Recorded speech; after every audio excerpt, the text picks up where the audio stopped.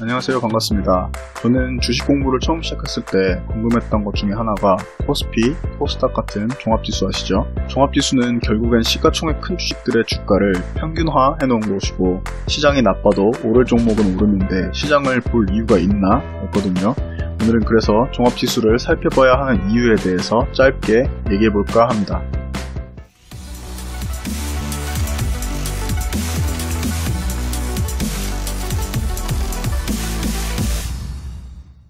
보통 장이 좋네 안 좋네 라는 표현을 쓰는데 바로 이 장을 주식시장을 가리킬 때 종합지수를 언급합니다. 물론 이 종합지수가 모든 종목을 대표하는 건 아니지만 주식시장의 동향을 파악하기 위해 사용되는 가장 대표적인 지표입니다. 개별 종목만 잘 고르면 되는 거 아닌가? 왜 주식시장도 같이 살펴봐야 되는가에 대한 답을 하기 위해선 주식시장에 대한 이해가 조금 필요합니다.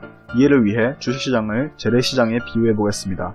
재래시장 안에서는 고기, 생선, 야채 등 다양한 것들을 파시는 분들이 있을 겁니다. 그곳엔 비교적 장사가 잘 되는 곳들도 있고 안 되는 곳들도 있겠죠. 근데 사람들이 어떤 환경적 요인으로 인해 시장이 안 오면 어떻게 될까요? 예를 들어 비가 와서 안 온다든지 겨울이 돼서 추우니까 안 간다든지 시장 대신 대형 마트로 간다든지 이런 다양한 이유로 시장에 오는 사람들이 줄어서 시장의 활동성이 줄어들게 되면 당연히 장사하기 어려워집니다. 시장에 오는 사람들이 일단 많아야 그 중에 장사 잘 되는 곳들도 생기고 그러는 것이니까요.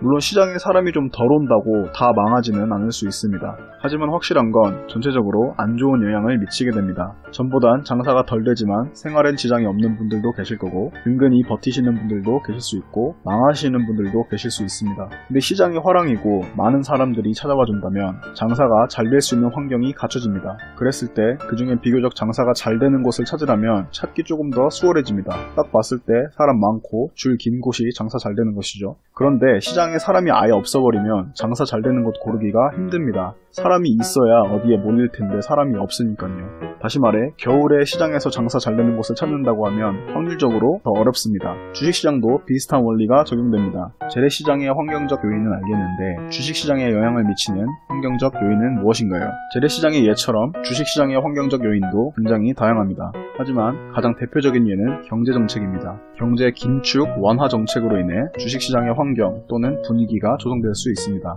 금리가 인상되면 혜택을 보는 업종들도 있지만 보편적으로 봤을 때 금리 인상은 다른 자산, 예를 들어 부동산, 채권 등의 투자 매력도를 높이기 때문에 주식시장에서 돈이 빠져서 다른 자산으로 돈의 흐름이 바뀝니다. 그러면 주가가 떨어지는데 주가가 빠지면 기업 입장에서 주식시장을 통해 자본금 끌어모으는 데도 힘이 들고 금리 인상으로 인해 부채 비용이 높아지기 때문에 투자라든지 여러 활동에 제약이 생깁니다. 그렇게 되면 결국엔 실적에까지 영향을 미칠 수 있죠. 보통 이 금리 인상 인하 판단은 다양한 거시경제 지표를 참고해서 경제가 빨리 성장하느냐 아니냐에 따라 중앙은행이 책정합니다. 하지만 이런 정책 결정의 뒤엔 특정 이슈 또는 이벤트들이 방아쇠 역할을 하기도 합니다. 예를 들어 2008년엔 서브프라임 사건으로 시작된 금융위기, 2011년엔 유럽 몇몇 국가의 유동성 문제로 시작된 세계 경제위기, 이땐 미국 국가의 신용도가 60년 만에 처음으로 떨어지는 사태가 있었죠. 2015년엔 그리스 구제금융 사건과 중국 시장에 버블이 터지는 사건이 있었고 최근에는 미국과 중국 간의 무역 분쟁이 이슈화되고 있습니다.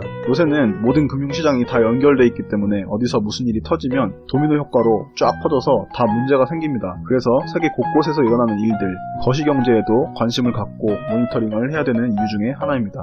주가를 움직이는 건 수요와 공급, 즉 사람입니다. 재래시장에 사람들이 오는 이유가 다 다르고 어떤 물건을 사는지도 다 다른 것처럼 사람이 주식을 사고 파는 이유도 천차만별입니다. 하지만 돈의 흐름을 움직이게 하는 건 그러니까 주식시장의 활동성, 돈이 빠지느냐 들어오느냐는 어떤 시장 환경이 갖춰지느냐가 결정짓습니다. 숲을 보고 나무를 보라 라는 말이 있듯이 전체도 같이 볼 줄 알아야 합니다.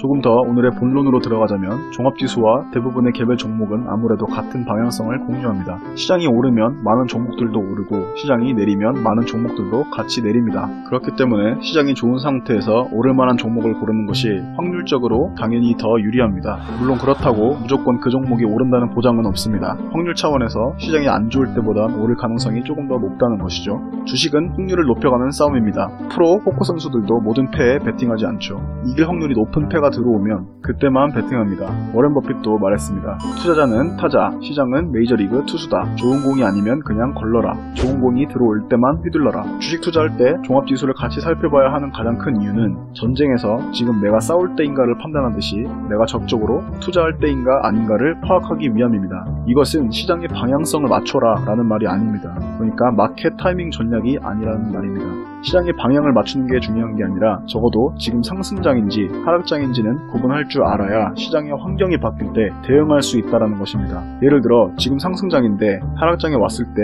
내가 어떻게 대처할 것인가, 반대로 오랫동안 하락장이 지속된 상태에서 상승장으로의 전환을 어떻게 포착하고 기회로 삼을 것인가, 이런 시나리오들을 구상하고 환경의 변화가 왔을 때 준비되어 있어야 한다는 말입니다. 다시 강조하자면 장세의 판단은 주식 전쟁터에서 내가 싸울 때인가를 판단하는 것과 같습니다.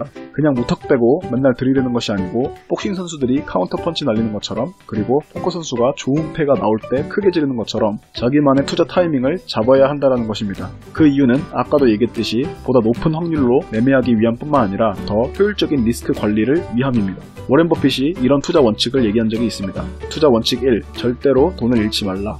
투자 원칙 2. 투자 원칙 1을 절대 잊지 말라.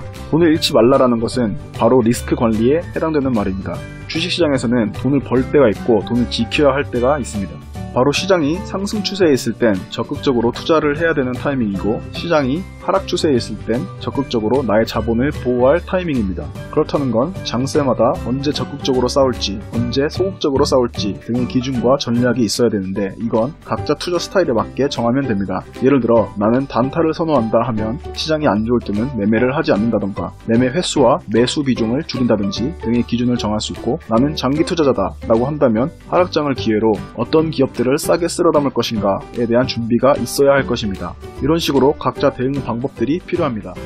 정리하자면 우리의 목표는 시장이 상승 추세일 때 돈을 벌고 하락 추세가 시작되면 돈을 보호하는 것. 그렇게 하기 위해선 현재 지금 시장이 상승 추세인지 하락 추세인지를 분간할 줄 알아야 합니다. 그리고 장세에 따라 비중을 조절한다든지 각자의 리스크 관리법을 통해 시장의 현재 추세에 순응하면서 유연하게 대처할 줄 알아야 합니다. 우리가 할 수 있는 가장 큰 실수 중 하나는 시장이 조정 중이거나 하락 중이라고 해서 시장으로부터 멀어지는 것입니다. 그 어떠한 하락장에서도 시장의 반등은 언제든지 나올 수 있습니다. 그리고 그 반등은 상승장으로 결국엔 전환됩니다. 이것은 역사가 증명해줍니다. 하락장이라고 해서 관심 종목 리스트를 계속 새로 고침해주지 않으면 돈을 벌 수 있는 가장 큰 기회를 놓칠 수 있습니다. 스포츠 선수들이 다음 게임을 위해 몸 관리하는 것과 가수들이 항상 목 관리하는 것처럼 저희도 투자자로서 항상 새로운 기회를 잡기 위해 준비해야 합니다. 기회는 준비된 자에게 온다 했습니다. 마지막으로 시장이 조정이나 하락 시즌을 겪은 후 상승 추세로의 전환을 포착하는 것이 굉장히 중요합니다. 왜냐면 가장 큰 돈은 새로운 상승 추세 초기에서 벌 수 있기 때문입니다. 역사를 보면 상승장은 평균적으로 길고 하락장은 짧습니다. 그리고 하락장은 우리 인생에 몇 번 안 오는 큰 기회 중 하나입니다. 이 기회를 잘 살려서 좋은 기업들을 새로운 상승장 초기에 매수해서 최대한 오래 잘 갖고 간다면 아주 큰 수익을 낼 수 있습니다. 오늘은 짧게 종합지수를 왜 살펴봐야 하는가에 대해서 알아봤습니다. 투자자라면 정보 수집은 필수입니다. 우리가 보고 싶은 것만 보지 않고 여러 방면에서 일어나는 일들, 수시로 변하는 시장 상황, 경제 상황 등을 잘 캐치해서 현명하게 반응할 줄 아는 투자자가 되어야 한다고 생각합니다. 이상 영상을 마치겠습니다. 감사합니다.